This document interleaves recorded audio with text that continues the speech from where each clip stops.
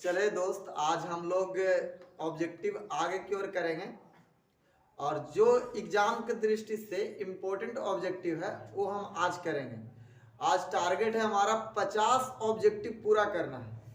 50 objective पूरा करेंगे concept के साथ, और ये ऑब्जेक्टिव आपको एग्जाम की दृष्टि से बहुत इंपॉर्टेंट है। इस टाइप के क्वेश्चन एग्जाम में कंफर्म आने की गारंटी है। तो चलिए बिना टाइम पास किए हुए हम ऑब्जेक्टिव शुरू करते हैं। बोर्ड पर सबसे पहला क्वेश्चन आज का है आप लोगों के पास कि 2.1211121112111 4 गो 1, उसके बाद 2 डॉट डॉट है, कौन सी संख्या है? परिमेय संख्या, अपरिमेय संख्या, पूर्णांक या इनमें से कोई नहीं? आप आंसर दे सकते हैं, उसके बाद हम बताते हैं। आप आंसर दे सकते हैं सबसे पहले 2.12111211121 4 गो 1, उसके बाद 2 डॉट डॉट, कौन सी संख्या है? तो ये आपका अपरिमेय संख्या है। अपरिमेय संख्या, ऑप्शन नंबर बी। अब एक कंसेप्ट हम सीख लेंगे कि दशमलव वाली संख्याएं कौन कौन परिमेय होंगे, कौन कौन अपरिमेय होंगे। सबसे पहला, जैसे दशमलव के बाद कोई निश्चित अंक तक संख्या रहे, जैसे 1.56321 ये संख्या रहे, तो दशमलव के बाद यदि निश्चित अंक तक रहता है तो उसको हम बोलते हैं परिमेय संख्या। उसको हम बोलते हैं परिमेय संख्या। दूसरा कि दशमलव के बाद जैसे 1.5631 और डॉट डॉट रहे, डॉट डॉट रहे, तो इसको हम बोलेंगे अपरिमेय संख्या। अपरिमेय संख्या। कंसेप्ट क्या है? कंसेप्ट है हमारा कि दशमलव के बाद यदि कोई निश्चित अंक तक हो, दशमलव के बाद संख्या यदि निश्चित अंक तक हो, जैसे ये 5 अंक तक है और ये दशमलव के बाद अलग अलग संख्या आ रहा है, अब कोई निश्चित अंक तक नहीं है, कहां तक जा सकता है कोई अता पता नहीं है, तो ये संख्याएं अपरिमेय होती हैं, और जबकि ये संख्या परिमेय होती है। एक और 2.333 डॉट डॉट, इस प्रकार से संख्या रहे कि 2 के बाद 2.333 लगातार आ रहा है 3 कहां तक जाएगा कोई अता पता नहीं। तो याद रखना, दशमलव के बाद यदि एक ही संख्या बार बार आए तो वैसे संख्याओं को हम परिमेय संख्या बोलते हैं। वैसे संख्याओं को परिमेय संख्या बोलते हैं। जैसे 2.343434, ये कौन सी संख्या? तो 3434 लगातार आ रहा है, तो ये परिमेय संख्या है। जैसे आपको 1.56666 कौन सी संख्या होगी? तो परिमेय होगी। 5 के बाद 6 जो है लगातार आ रहा है और डॉट डॉट लाइन के द्वारा दर्शाया है, तो ये ऐसी संख्याएं परिमेय होती हैं। तो यहाँ देखिए 2.12, फिर 2 गो 1 है, फिर 2 है, फिर 3 गो 1, फिर 2, फिर 4 गो 1, अलग अलग आ रहा है और डॉट डॉट लाइन से है, तो उसको हम बोलेंगे अपरिमेय। ऑप्शन बी आपका। चलिए नेक्स्ट क्वेश्चन की ओर सेकंड देखेंगे। क्वेश्चन नंबर सेकंड है हमारा कि ए तथा बी दो धनात्मक पूर्णांक के लिए, मतलब ए और बी दो गो धनात्मक पूर्णांक के लिए a बराबर bq प्लस r में, a बराबर bq प्लस r में r के लिए सत्य है, r के लिए सत्य है। ऑप्शन आपके पास है, ए ऑप्शन है r 0 से बड़ा या बराबर, b से छोटा या बराबर। ऑप्शन बी है r का मान 0 से बड़ा और b से छोटा। ऑप्शन सी है r का मान 0 से बड़ा या बराबर और b से छोटा। और ऑप्शन डी r बड़ा होगा b से। चलो जिसको आंसर आता है वो आंसर बताएंगे, और नहीं तो हमारे द्वारा आंसर इसका दिया जाता है, इतना देरी में आप लोग आंसर इसका कर सकते हैं। इसका आंसर ना ए होगा ना बी होगा, इसका आंसर होगा सी, इसका आंसर होगा सी। हम लोग पढ़े हैं यूक्लिड विभाजन प्रमेयिका में कि a बराबर bq प्लस r हो, a बराबर bq प्लस r हो, तो r का जो मान होता है वो 0 से बड़ा या बराबर अब b से छोटा होता है। इस चीज को याद रखेंगे, साथ साथ याद रखेंगे यूक्लिड विभाजन परिमेयिका या यूक्लिड विभाजन एलोगरिथम के द्वारा हम दो संख्याओं का एचसीएफ ज्ञात करते हैं, दो संख्याओं का एचसीएफ ज्ञात करते हैं।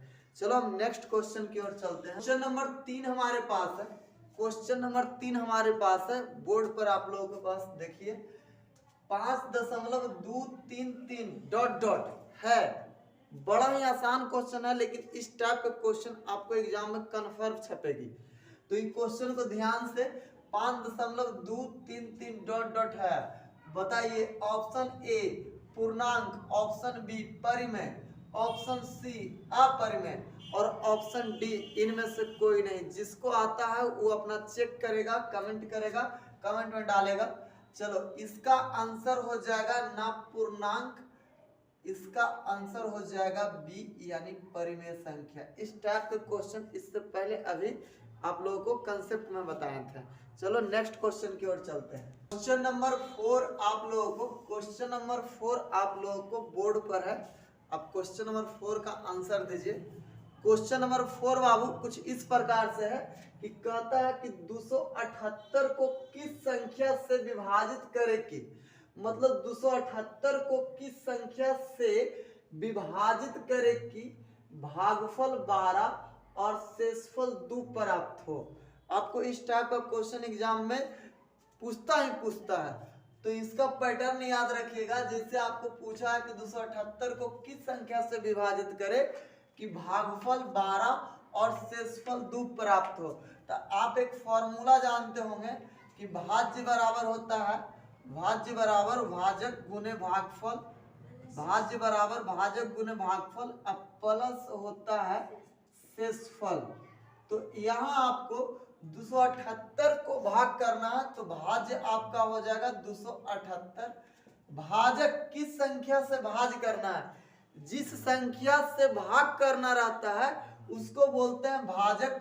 भाजक नहीं पता पूछ रहा है, एक्स मान लिए, भागफल आपको देले है 12, 12 रख दिए, शेषफल आपको देले है 2, 2 रख दिए। इस 2 को ही करे तो 276 इधर आएगा प्लस से माइनस में, तो 276 बराबर 12 एक्स है।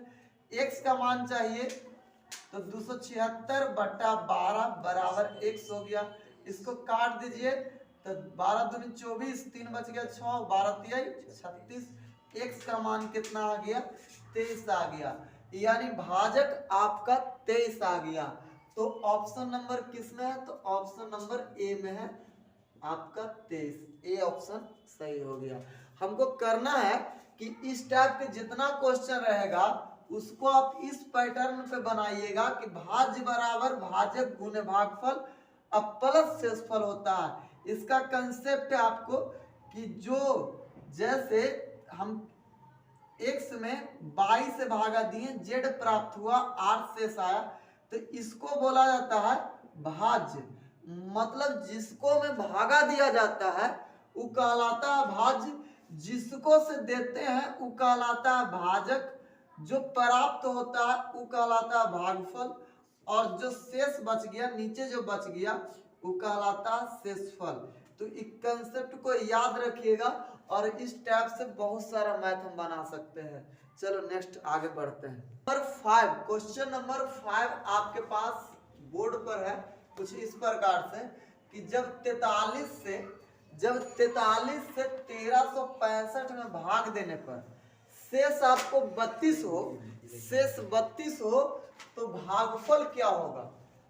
इसका अभी आपको हम फॉर्मूला कंसेप्ट बताएं, उसी पर बैठाइए। यहाँ आपको 43 से भाग देना है किसमें, तो 1365 में, शेष कितना आता है तो 32, पूछ क्या रहा है भागफल।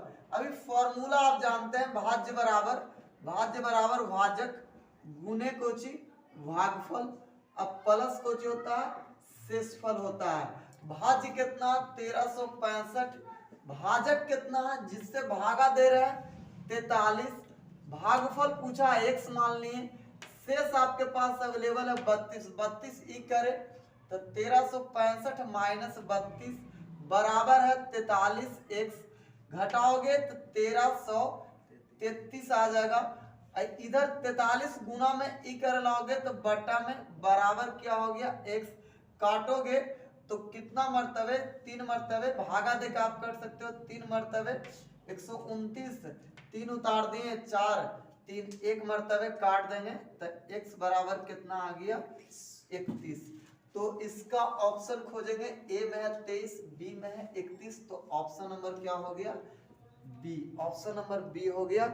अब देखिए हम बताते हैं आपको, इस टाइप के जितना भी मैथ रहे हम इस फॉर्मूले के द्वारा ही बनाएंगे, सारे मैथ आपको बन जाएंगे। बस आपको भाज्य कौन है, भाज्य कौन है, भाजक कौन है, भागफल कौन है और शेषफल कौन है, ये जानने आना चाहिए। इस टाइप का क्वेश्चन जितना भी आएगा हम इस मेथड से बना लेंगे, और आप लोग लिंक को और दोस्तों के पास शेयर कर दीजिए। तो हमारे पास क्वेश्चन नंबर 6 बोर्ड पर इस प्रकार से है। क्वेश्चन नंबर 6 का आंसर आप दे सकते हैं। इस टाइप का क्वेश्चन हम कंटिन्यू करते आ रहे हैं। कहता है वह कौन सी संख्या है जिसमें 87 से विभाजित करने पर, वह कौन सी संख्या है जिसमें 87 से विभाजित करने पर भागफल 15 तथा शेषफल 5 प्राप्त है। तो अबरी पूछ रहा है आपसे, इतना में आप लोग जान गए होंगे कि 87 से विभाजित करने पर यानी भाजक आपके पास कितना है 87, शेषफल और भागफल आपके पास अवेलेबल है। शेषफल आपके पास है 5 और भागफल आपके पास है, भागफल आपके पास है 15। तो आपसे पूछ रहा है भाज्य, आपसे पूछ रहा है भाज्य। तो ये फॉर्मूला जो अभी बताएं उस फॉर्मूला से आप कर सकते हैं, करिएगा। भाज्य बराबर जानते हैं आप, भाज्य बराबर भाजक गुने भागफल, यानी 87 गुने भागफल 15 अब प्लस शेषफल कितना 5, गुना कर दीजिएगा। गुना करला के बाद जितना आ जाए गुना करिएगा, 7 पचे 35, अंतिम 5 और 3 0, 1300, 5 अब प्लस के 5 आ गया। आप गुना करके लिख लीजिएगा 1305 अब प्लस के 5 जोड़िएगा तो 1300 आ गया हमारे पास 10। खोजिए ऑप्शन कौन है, तो ऑप्शन नंबर ए है 1310। इस प्रकार से हम इस टाइप के मैथ को करेंगे। चलो हम नेक्स्ट क्वेश्चन की ओर बढ़ते हैं। बोर्ड पर इस प्रकार से है, क्वेश्चन नंबर 7 है कि एक वृत्ताकार पथ पर सोनिया एक पूरा चक्कर लगाने में 18 मिनट का समय लेती है। क्वेश्चन कुछ बड़ा है, हदियाना नहीं है, बड़ा है लेकिन बनेगा बहुत आसानी से। क्वेश्चन कहता है कि एक वृत्ताकार पथ पर सोनिया एक पूरा चक्कर लगाने में 18 मिनट का समय लेती है, जबकि रवि 12 मिनट ही लगाता है। मतलब सोनिया को एक चक्कर लगाने में 18 मिनट लगता है और जबकि रवि 12 मिनट में ही लगा देता है। कहता दोनों एक ही स्थान से एक ही समय एक ही दिशा में चलना आरंभ करते हैं, कितने मिनटों के बाद वे पुनः प्रारंभिक स्थान पर मिलेंगे। बात यह है कि एक वृत्ताकार मार्ग है, इसको पर सोनिया चलती है यहां से तो एक चक्कर 18 मिनट में लगाती है। इसी मार्ग पर रवि एक चक्कर कितना देर में, तो 12 मिनट में लगा देता है। अब दोनों यही जगह से एक ही स्थान से एक ही दिशा में एक ही समय चलना प्रारंभ करते हैं, तो पुनः वह इसी जगह पर कितने मिनटों के बाद मिलेंगे, पुनः वह इसी जगह पर कितने मिनटों के बाद मिलेंगे। जब इस टाइप का क्वेश्चन है तो इसको बनाना एकदम बेहद आसान है। सोनिया को एक चक्कर पूरा करने में 18, तो आप 18 को लिख लीजिए। रवि को एक चक्कर पूरा करने में 12 मिनट, तो 12 को लिख लीजिए। ये दोनों का एलसीएम निकाल दीजिए, वही आपका आंसर हो जाएगा। 18 और 12 का एलसीएम आपको कितना, तो 36 आ जाएगा। यानी 36 मिनट बाद ये दोनों एक दूसरे से मिल जाएंगे, पुनः उसी जगह पर जहां से चलना शुरू करेंगे। अब आप इस क्वेश्चन को इसको आप लोग स्क्रीनशॉट कर सकते हैं। हम आपको लिखने के लिए टाइम नहीं दे रहे हैं, आप इसको स्क्रीनशॉट कर सकते हैं। तो आगे की ओर हम क्वेश्चन देखते हैं। क्वेश्चन नंबर 8 आपके पास है, बड़ा मस्त क्वेश्चन है। इस टाइप के क्वेश्चन देखिए, कहता है निम्न में कौन शून्य पर समाप्त होगा। मतलब ये ऑप्शन 4 गो आपके पास लिखा हुआ, एकरा में कौन सही है। क्वेश्चन कुछ इस प्रकार से है कि निम्न में कौन शून्य पर समाप्त होगा, जहां n पूर्णांक है, n जो है पूर्णांक है। ऑप्शन ए है 6 के पावर n, 8 के power n, B option C है 7 के पावर n, और डी कहता है कि इनमें से कोई नहीं। आंसर आप दे सकते हैं। चलिए अब हमारे द्वारा कंसेप्ट सीखिए। कोई भी संख्या को शून्य पर समाप्त होने के लिए, कोई भी संख्या को शून्य पर समाप्त होने के लिए जिसके ऊपर पावर है, मान लिया जाए 6 के ऊपर पावर है, तो 6 को जब अभाज्य गुणनखंड करेंगे तो उसको में 2 और 5 होना चाहिए। बाकी कुछ भी रहे उससे लेना देना नहीं है, लेकिन एगो 2 और एगो कम से कम 5 होना चाहिए।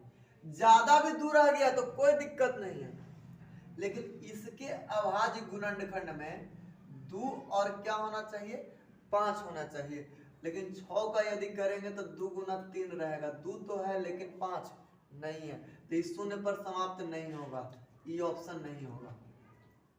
8 के पावर n तोड़ेंगे तो 2 गुने 2 गुने 2 आ जाएगा। बताओ इसमें 5 नहीं आया तो ये भी शून्य पर समाप्त नहीं होगा। 7 को तोड़िएगा तो 1 गुने 7 में टूटेगा, तो ये भी शून्य पर समाप्त नहीं होगा। शून्य पर समाप्त होने के लिए उसके अभाज्य गुणनखंड में 2 और 5 होना जरूरी है, 2 और 5 होना जरूरी है।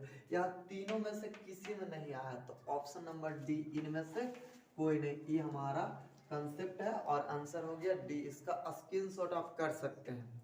चलिए आगे की ओर बढ़ते हैं। ये क्वेश्चन नंबर 9 बोर्ड पर है आप लोगों के पास कि दो संख्याओं का अनुपात, दो गो संख्या है उनका अनुपात दिया गया है 3:4 और उनका मस्सा आपको दिया गया है 4, उनका लसा ज्ञात करना है। मतलब दो गो संख्याओं का अनुपात आपको दे दिया गया है कि 3:4 में है, दोनों संख्याएं 3:4 में है। उनका जो मस्सा है यानी एचसीएफ जो है वो 4 है, उनका एलसीएम क्या होगा। तो इस टाइप के मैथ को बनाने के लिए आप याद रखिए, यहाँ आपको अनुपात है 3:4, 3:4। इसका आपको एचसीएफ दिया गया है, एचसीएफ यानी कि मस्सा दिया गया है 4। मस्सा कोई भी दो संख्या, जैसे इसको यदि हम संख्या माने 3 और 4, ये अनुपात के रूप में, इसको में x शामिल कर देते हैं तो 3x और 4x हो गया। यदि इसका आपसे एचसीएफ पूछेगा तो क्या हो जाएगा, दोनों में जो कॉमन होता है, दोनों में जो कॉमन होता है वो हमारा एचसीएफ होता है। तो दोनों में क्या शामिल है, x शामिल है, तो x शामिल है, x हमारा क्या हो जाएगा, एचसीएफ हो जाएगा, x हमारा एचसीएफ हो जाएगा। लेकिन आपको एचसीएफ दिया है, कितना दिया है, 4, तो आप इस x के जगह पर कितना रख सकते हैं, 4 रख सकते हैं। तो 3x है, तो 3 गुने 4 किए तो एक संख्या मिल गया हमको 12। यहाँ 4 गुने x के जगह 4 किए तो एक संख्या मिल गया हमको 16। अब बताओ दो संख्या आपको मिल गया, एक 12 और एक 16। दोनों का यदि एलसीएम निकालोगे तो एलसीएम निकालना बेहद आसान है। 12 और 16 का एलसीएम हो जाएगा 48। 12 और 16 का एलसीएम 48। ऑप्शन नंबर कौन हो जाएगा, डी। इस टाइप के मैथ को ऐसे ही बनाइएगा। फिर से एक बार देख सकते हैं, वीडियो को पीछे कर करके देख सकते हैं, दोबारा बताने की आवश्यकता नहीं है। इस टाइप का क्वेश्चन आपको एग्जाम में आ सकता है, फंसिएगा नहीं, इस तरीका से बना सकते हैं। चलो आगे की ओर बढ़ते हैं। चलिए क्वेश्चन नंबर 10 हमारा है कुछ इस टाइप से। ये क्वेश्चन आपको परीक्षा के दृष्टि से यदि लेवल थोड़ा हाई किया जाए तो ये क्वेश्चन बहुत इंपॉर्टेंट हो जाता है परीक्षा के दृष्टि से। मैट्रिक एग्जाम के लिए बहुत इंपॉर्टेंट क्वेश्चन है। इस टाइप का क्वेश्चन ऑब्जेक्टिव में आ गया तो इसको हम केवल ऑप्शन से ही सॉल्व कर सकते हैं, ऐसे भी लॉन्ग में कर सकते हैं, लेकिन यदि ऑब्जेक्टिव में आया है तो इसको लंबा बनाने से अच्छा इसको डायरेक्ट ऑप्शन से सॉल्व करेंगे। कैसे कि दो संख्याओं का योग 36 है, मतलब दो गो संख्या जिसका जोड़ है 36, योग कितना है 36 है। उसके बाद कहता है कि उनका मस्सा 4 है, यानी दो गो संख्या जिसका जोड़ तुम्हारे पास दिया गया है 36, उसका मस्सा आपको दिया गया है 4। कहता है कि तो संख्याएं निम्न में से कौन होगा, मतलब ये सब संख्याएं निम्न में से कौन होगा जिनका योग 36 और मस्सा क्या है 4 है। ऐसे संख्याओं के लिए सबसे पहले हम ऑप्शन से बनाएंगे। इस सब क्वेश्चन को आपको लॉन्ग में बनाना ही नहीं है, इस सब क्वेश्चन को हम ऑप्शन से डील करेंगे। जैसे 32 और 4, 32 और 4 को हम लिए तो इन दोनों को जोड़ला पर आ रहा है 36, चलो योग तो 36 मिल गया। देखिए कि दोनों का एचसीएफ यानी मस्सा 4 आता है कि ना, तो 4 अब 32 का आप एचसीएफ निकालोगे क्या आएगा, तो इसका एचसीएफ भी 4 आएगा।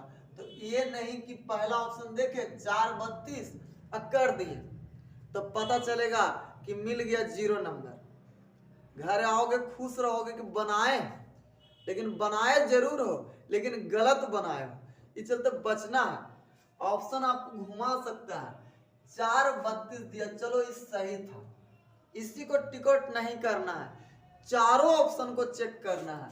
जैसे यहाँ 8 और 28 है, ये दोनों को भी जोड़ेंगे तो आ जाएगा 36, ये दोनों का एचसीएफ निकालेंगे तो भी आ जाएगा 4, तो ये भी हो गया।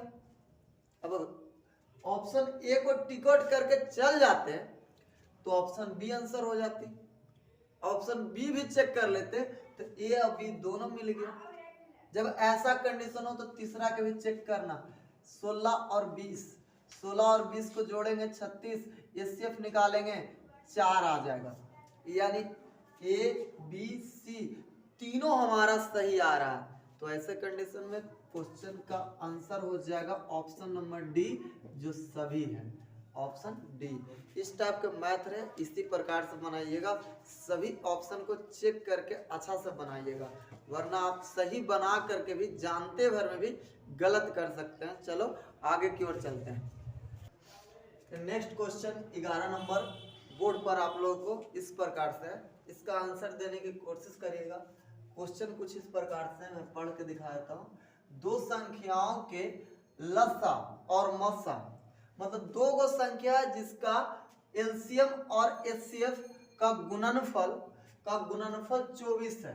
दो संख्याओं आपके पास उपलब्ध है जिसका एलसीएम और एचसीएफ का गुणनफल 24 है, तो दोनों संख्याओं का अंतर तथा यहाँ रहना चाहिए, तथा दोनों संख्याओं का अंतर 2 है, दोनों संख्याओं का अंतर 2 है, वह संख्याएं ज्ञात करें, मतलब संख्याएं कौन कौन है।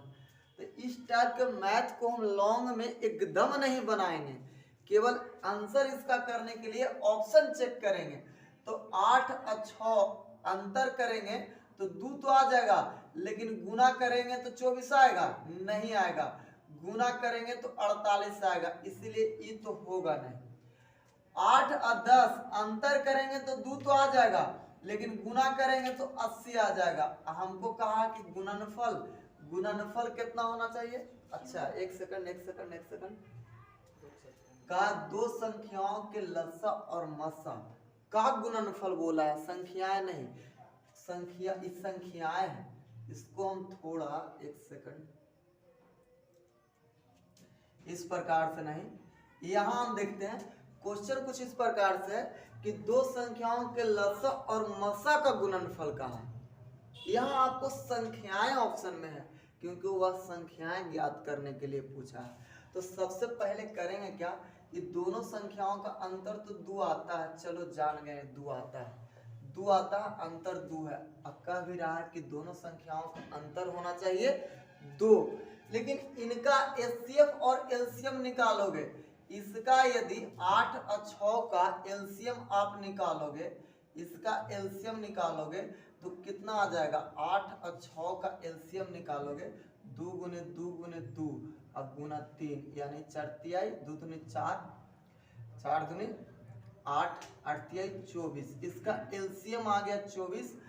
एचसीएफ निकालोगे, एचसीएफ निकालोगे आपके पास आ जाएगा 2, एचसीएफ 2 गुना करो 24 आएगा नहीं, तो ये आंसर नहीं हुआ। अब हुआ 8 और 10, 8 और 10 इसका एलसीएम निकालेंगे। 8 और 10 का अंतर 2 है दोनों का, 8 और 10 का अंतर कितना है?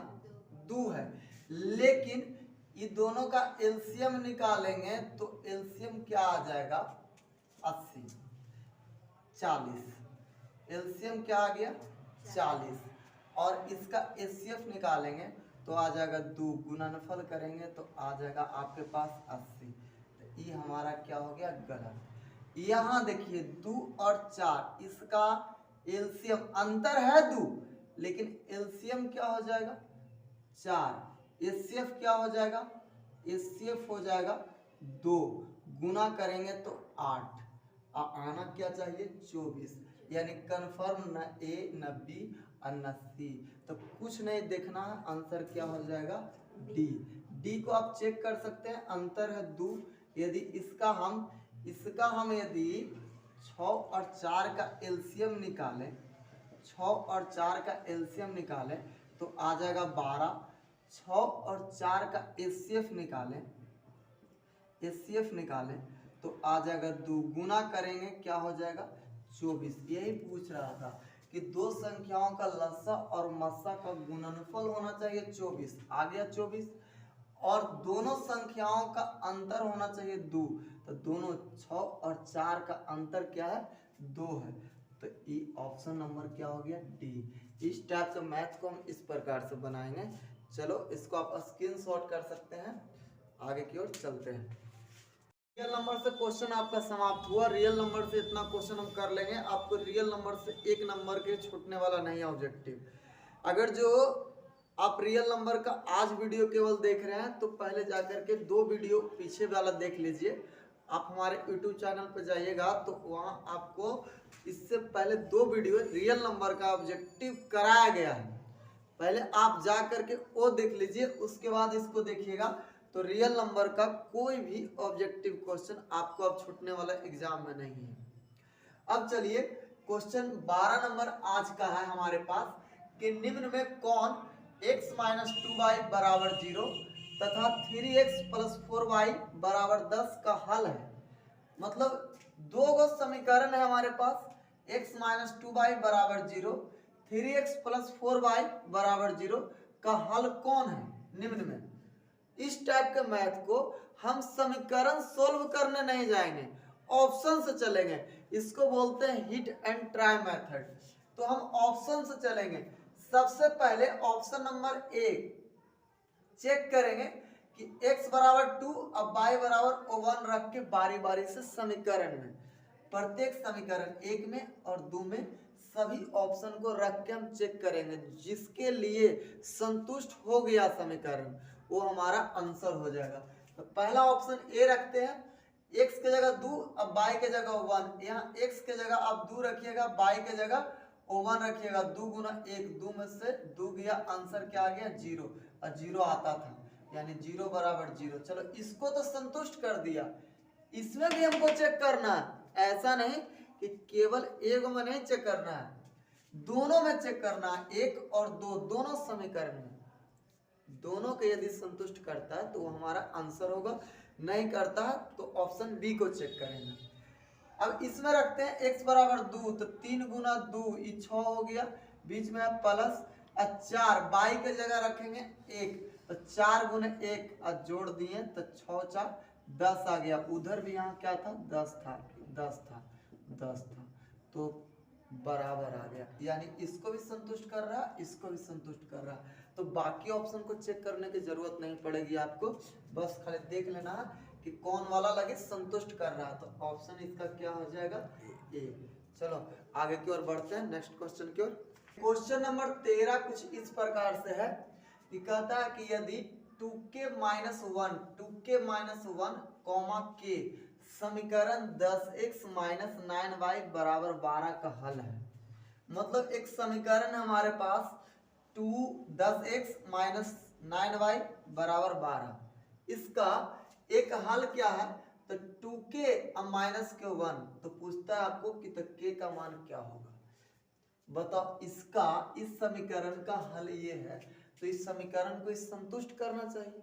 तो पहले वाला x का वैल्यू और बाद वाला y का वैल्यू हम रखते हैं समीकरण में। तो 10 इंटू 2k माइनस के 1 अब माइनस 9, y के जगह क्या रखोगे k, तो 9y बराबर कितना 12।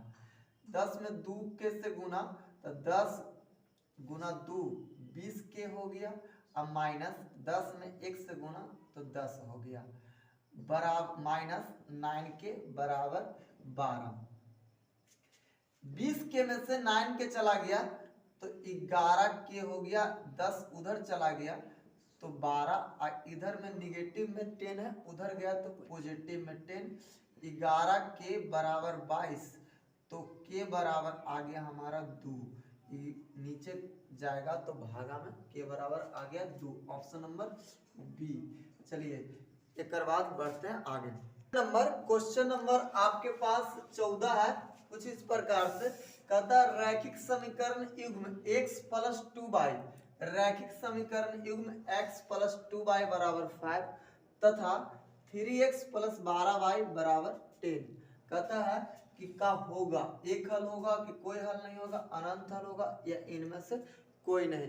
तो इस टाइप का मैथ को बनाने के लिए कंसेप्ट सीखते चलेंगे। हुआ आपके पास समीकरण मान लिया जाए, दिले a1x प्लस b1y अब बराबर c1, इस समीकरण एक रहे, a2x प्लस b2y अब बराबर c2, इस समीकरण 2 रहे।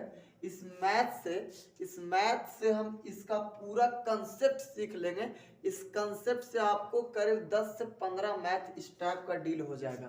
तो पहले हम आपको कंसेप्ट बता देते हैं कि कंसेप्ट क्या होता है। कंसेप्ट है कि a1x प्लस b1y बराबर c1 कोई एगो समीकरण है, दूसरा a2x प्लस b2y बराबर c2 एक दूसरा समीकरण है। तो इसको कितने हल होंगे, इसका ग्राफ कैसा होगा, संगत होगा कि असंगत होगा, विरोधी होगा कि अविरोधी होगा, ये जानने के लिए इसके लिए 3 कंडीशन है। पहला नंबर, यदि कहे कि a1 बटा a2 नॉट इक्वल टू रहे b1 बटा b2, a1 बटा a2 नॉट इक्वल टू आ जाए b1 बटा b2, तो याद रखिएगा कि इसका जो ग्राफ होगा, इसका जो ग्राफ होगा वो प्रतिच्छेदी होगा, ग्राफ इसका प्रतिच्छेदी होगा। बोलेगा कि इसके हल क्या होंगे, तो इसके केवल एक हल होंगे, केवल एक हल होंगे, केवल एक हल होंगे। कैसा होगा, तो संगत होगा, संगत होगा, अविरोधी होगा, संगत होगा, अविरोधी होगा। एक हल जिसका होता है उसको बोलते हैं अद्वितीय हल, अद्वितीय हल होगा। तो पहला नंबर, पहला कंसेप्ट है कि a1 बटा a2 not equal to b1 बटा b2 रहे तो ग्राफ पूछता, यदि पूछता ग्राफ की जब इस कंडीशन में रहे तो ग्राफ प्रतिच्छेदी, इसके हल क्या होंगे, तो केवल एक हल होंगे, संगत होंगे, अविरोधी होंगे और अद्वितीय हल होंगे। ये कंडीशन हो गया first number. Second number condition है a1 बटा a2 बराबर b1 बटा b2 और नॉट इक्वल टू रहे c1 बटा c2। तो याद रखिएगा इसका जब कंडीशन कुछ ऐसा रहे तो इसका ग्राफ समानांतर होगा, ग्राफ समानांतर होगा और इसके कोई हल नहीं होंगे, कोई हल नहीं होंगे, कोई हल नहीं होंगे। जब कोई हल नहीं होगा तो इसको बोल सकते हैं असंगत होगा और विरोधी होगा, असंगत होगा और विरोधी होगा। इस टाइप के पूरा कंसेप्ट आपको हम दे देते हैं।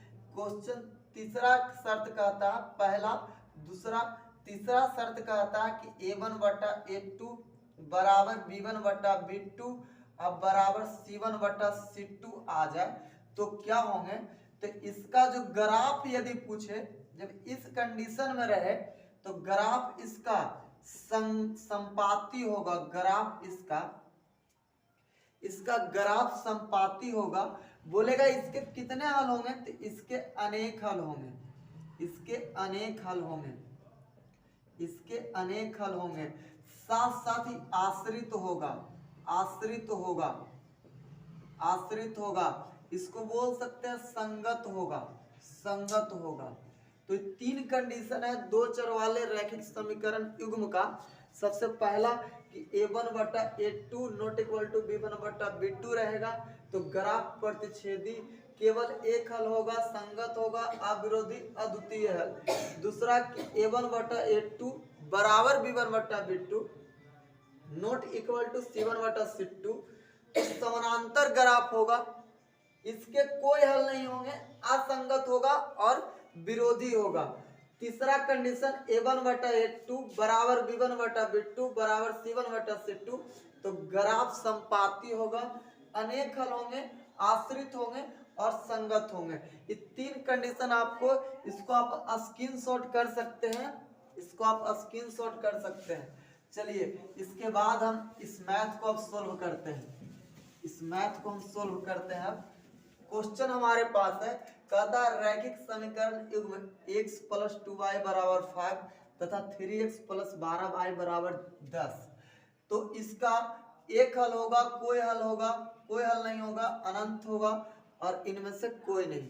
पहले कंडीशन बैठा के देखते हैं। यहाँ a1 का मान a1 बटा a2 करेंगे तो क्या आ जाएगा, a1 के मान है 1 और a2 के मान है 3, तो a1 बटा a2 आ गया 1 बटा 3, कॉमा b1 बटा b2 करेंगे तो b1 के मान है 2 अब b2 का मान है 12, तो काट देंगे 1 बटा 3 आ गया, सॉरी 1 बटा 6 आ गया। अब c1 बटा c2 निकालेंगे, c1 के मान है 5, c1 के मान है 5 और c2 का मान है 10, तो काटेंगे तो 1 बटा 2 आ गया, 1 बटा 2 आ गया। यहाँ काटेंगे तो 1 बटा c1 बटा, इधर लिख देता हूँ शायद नहीं दिख रहा होगा, तो c1 बटा c2 5 बटा 10 काट दिए तो 1 बटा 2 आ गया। अब बताओ कि क्या a1 बटा a2 बराबर है b1 बटा b2 के, तो नहीं, a1 बटा a2 1 बटा 3 है, जबकि b1 बटा b2 1 बटा 6 है, तो हम यहाँ लगाएंगे नॉट इक्वल टू a1 बटा a2 not equal to b1 बटा b2। कंडीशन नंबर फर्स्ट था। इसको में क्या होता था कि इसको में केवल एक हल होता था, तो यही पूछ रहा के हल होगा, तो एक हल होगा, इसका एक हल होगा। यदि इसी में पूछता कि इसका ग्राफ कैसा होगा, संगत होगा कि नहीं होगा, ये सब पूछता। ग्राफ पूछता तो बोलते प्रतिच्छेदी होगा, संगत होगा कि असंगत, तो संगत होगा। ये कंडीशन तीन को अभी जो लिखवाएं उसको आप याद रखिएगा, इसका आंसर हो जाएगा ए। चलो आगे की ओर बढ़ते हैं। नंबर क्वेश्चन कुछ इस प्रकार से है, कहता है कि x बराबर 2 का आलेख, आलेख माने होता है ग्राफ, आलेख का मतलब हम समझेंगे ग्राफ। x बराबर 2 का आलेख होगा x अक्ष के समानांतर, y अक्ष के समानांतर, a तथा b दोनों या none of these, A not T, none of these. चलिए आंसर कर सकते हैं इसका। x बराबर 2 का ग्राफ क्या होगा, x अक्ष के समानांतर कि y अक्ष के समानांतर कि a तथा b दोनों या d, इनमें से कोई नहीं। आप आंसर कर सकते हैं। चलो सबसे पहले इसका भी कंसेप्ट देख लेते हैं। जैसे आपसे पूछे कि x बराबर c माने होता है कोई कांस्टेंट, जैसे इसके जगह पर 2 भी दे सकता है, 3 भी दे सकता है, 4 भी दे सकता है, 5 भी या -4 कुछ भी दे सकता है। तो x बराबर c का जो ग्राफ होता है इसको बोलते हैं x अक्ष, x डैश, y डैश।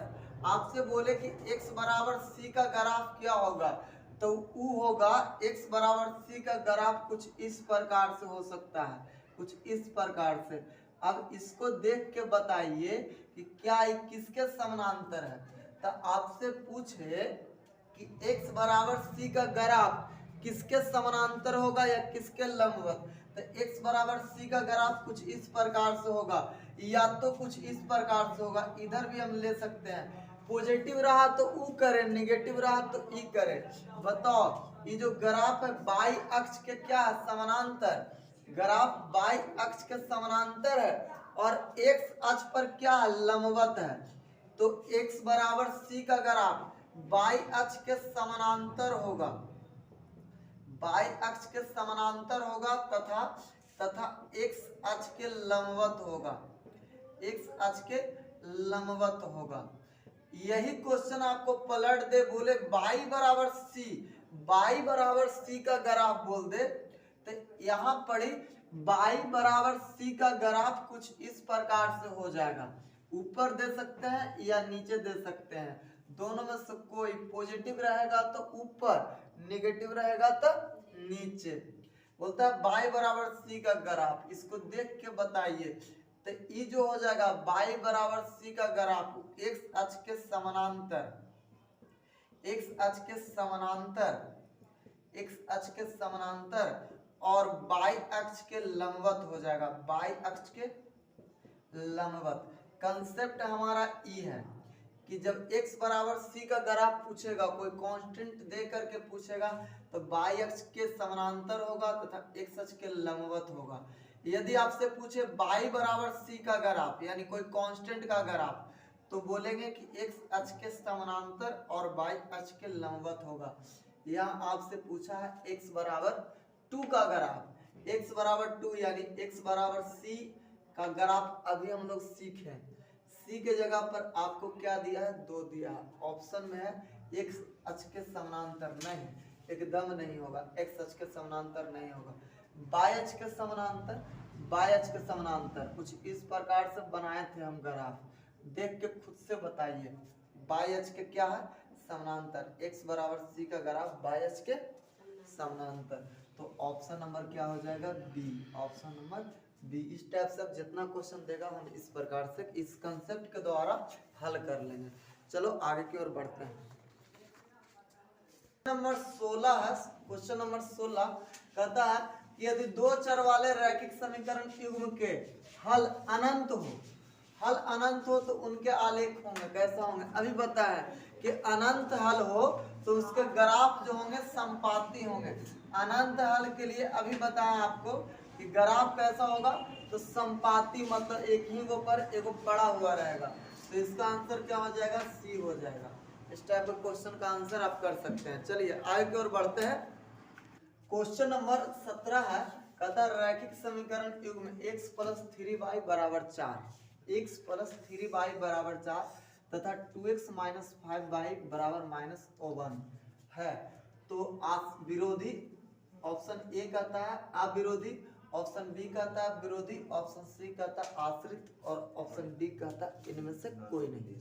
आप लोग सबसे पहले कंडीशन के अनुसार a1 बटा a2 ज्ञात करें। तो a1 के मान है 1 तो 1 और a2 का मान है 2 तो 1 बटा 2। फिर b1 बटा b2 ज्ञात करें तो b1 का मान है 3, अब b2 का मान है -5। c1 बटा c2 ज्ञात करें, c1 के मान है 4, c1 के मान है 4 और c2 का मान है -1। खुद से देखो क्या a1 बटा a2 बराबर b1 बटा b2 है या नहीं। तो a1 बटा a2 के मान 1 बटा 2, b1 बटा b2 का मान 3 बटा -5, ये दोनों इक्वल नहीं है तो यहाँ लगाएंगे नॉट इक्वल का साइन। तो a1 बटा a2 not equal to b1 बटा b2। जब कंडीशन ये रहे कि a1 बटा a2 not equal to b1 बटा b2 रहे, तो इसका जो हल होगा वो कैसा होगा, तो अविरोधी होगा। इसका हल अविरोधी होगा। तो ऑप्शन नंबर ए हमारा क्या हो जाएगा, सही। चलिए आगे की ओर देखते हैं। क्वेश्चन नंबर 18 कुछ इस प्रकार से है आपको कि कहता है कि दो चर वाले रैखिक समीकरण के ग्राफ प्रतिच्छेदी है। मतलब ग्राफ इसका प्रतिच्छेदी है हो तो हलों की संख्या क्या होगी। आपको बताना है कि जब ग्राफ प्रतिच्छेदी रहे तो इसके हलों की संख्या क्या होगी। मतलब इसके कहता है कि इसके एक हल होंगे, कोई हल नहीं होंगे, अनंत होंगे, और डी नन ऑफ दिस, मतलब इनमें से कोई आंसर सही नहीं है। तो ये आपको तो अभी बताया हूं कि जब ग्राफ प्रतिच्छेदी रहे तो इसके हलों की संख्या क्या होगी, तो केवल एक होगी। तो ऑप्शन नंबर क्या है, ए, एक हल होंगे। तो इसका हो जाएगा ऑप्शन नंबर ए। चलो आगे की ओर बढ़ते चलेंगे हम। क्वेश्चन नंबर 19 बोर्ड पर इस प्रकार से है छोटू, आप लोग देखिए और इसको आंसर करिए। बहुत ही आसान क्वेश्चन इस टाइप से है। कहता है कि यदि रैखिक युग्म के आलेख, यदि रैखिक युग्म के आलेख, कोई भी रैखिक युग्म समीकरण आपको रहेगा, दे ले समीकरण छूटा गया है, रैखिक युग्म समीकरण के आलेख एक दूसरे के संपाती हैं, मतलब इसका ग्राफ जो है संपाती है, तो इनके हल क्या होंगे, अद्वितीय हल होंगे कि दो हल होंगे कि अनेक हल होंगे कि नन ऑफ दिस, कि कोई आंसर सही नहीं है। क्या होगा इसका आंसर, तो अभी आप लोगों को बताएं कि जब संपाती रहे, जब कोई भी समीकरण युग्म का, कोई भी दो चर वाले रैखिक समीकरण युग्म का ग्राफ यदि संपाती रहे तो उसके अनेक हल होते हैं। तो इसका आंसर हो जाएगा सी, इसका आंसर सी। चलो आगे की ओर हम बढ़ेंगे। ये क्वेश्चन नंबर 20 आपके पास है। कहता है यदि दो अंकों की संख्या का इकाई अंक 22 है तथा दहाई अंक x है तो संख्या होगा। इस क्वेश्चन का आंसर आप लोग खुद से करें और कमेंट करके बताएं। इस क्वेश्चन का आंसर आपको खुद से करना है, तो कल हम जब अगला वीडियो में इसका आंसर देंगे, आप लोगों से आज बोले हैं कि इसका आंसर खुद से देखना चाहते हैं कि कमेंट में कितने लोग करते हैं, कितने लोगों को पता है, तो आप लोग जा करके इसका आंसर स्वयं करेंगे, खुद से करेंगे। और जितना भी ये वीडियो है जिनके पास जाएगा वो अपने दोस्तों के पास, जो भी फ्रेंड है आपका उनके पास शेयर कर दो, ताकि जो मैट्रिक की एग्जाम देने वाले विद्यार्थी हैं उनको इससे कुछ फायदा हो जाए, और कुछ नहीं यकीन मानो बहुत फायदा होने वाला है।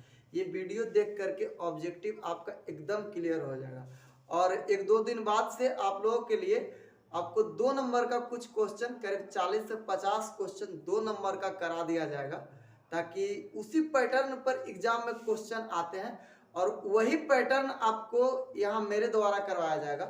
5 नंबर के भी क्वेश्चन को यहाँ हम आप लोगों को यूट्यूब के माध्यम से रिकॉर्ड करके आप लोगों के पास जरूर भेजेंगे।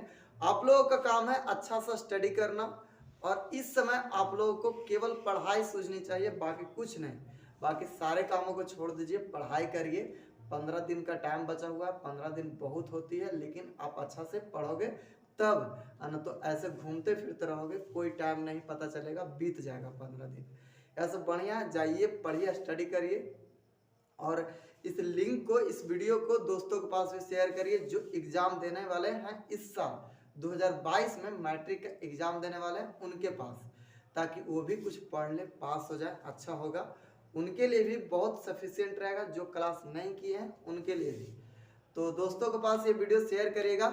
चलो हम मिलेंगे नेक्स्ट वीडियो में। आप इस वीडियो में जितना भी मैथ है उसको आप पढ़िए, समझिए और खुद से भी प्रैक्टिस करिए, आंसर देने की कोशिश करिएगा। चले तो मिलेंगे नेक्स्ट वीडियो में।